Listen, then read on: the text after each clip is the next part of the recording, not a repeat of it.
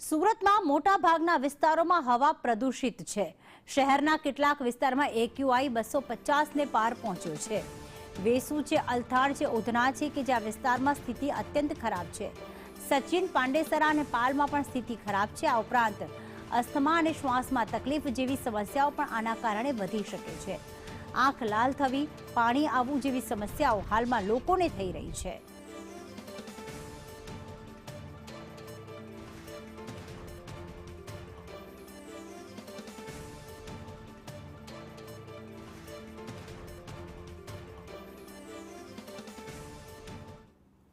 सूरत शहरनी आबोहवा सतत बगड़ी रही है અને અત્યારે સુરત શહેરમાં પ્રદૂષણનું પ્રમાણ છે તે સતત વધી રહ્યું છે।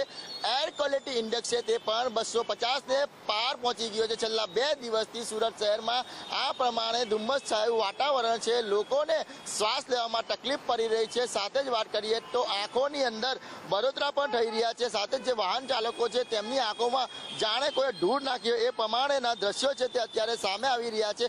10 વાગ્યાની ઉપરનો સમય થઈ ગયો છે, પરંતુ અત્યારે પણ જે કહેવાય કે વિઝિબિલિટી જે છે સતત ડાઉન દેખાઈ રહી છે। લોકોએ પોતાના વાહનોની લાઇટ ચાલુ કરીને વાહન ચલાવવા પર મજબૂર બન્યા છે। છેલ્લા જે કહેવાય કે દિવસોથી જે સ્મોગનું પ્રમાણ છે તે સતત વધી રહ્યું છે, જેના કારણે AQI સતત 250 ને પાર થઈ ગયો છે। આ સ્થિતિમાં હવાની ગુણવત્તા છે તે ગંભીર કેટેગરીમાં ગણાય છે। વેસુ, અલથાણ, ઉધના, સચિન, પાંડેસરા, પાલમાં સ્થિતિ હતી ઉત્તર પશ્ચિમના પવનોથી ધુમાડાના કારણે જમીનની નજીકના રહી જાય છે। ધુમ્મસ ભરી જતા સ્મોગ બને છે। અસ્થમા, શ્વાસ લેવામાં તકલીફ જેવી ખાસ કરીને એલર્જી જેવી સમસ્યા આ વાતાવરણને લઈને જે કહેવાય કે લોકોને તકલીફ થાય છે। અત્યારે સુરત શહેરની આબોહવા છે તે સતત બગડી રહી છે અને એર ક્વોલિટી ઇન્ડેક્સ છે તે સતત ઉપર જઈ રહ્યો છે અને તેનો આંકડો છે તે 250 ને પાર સતત રહી રહ્યો છે।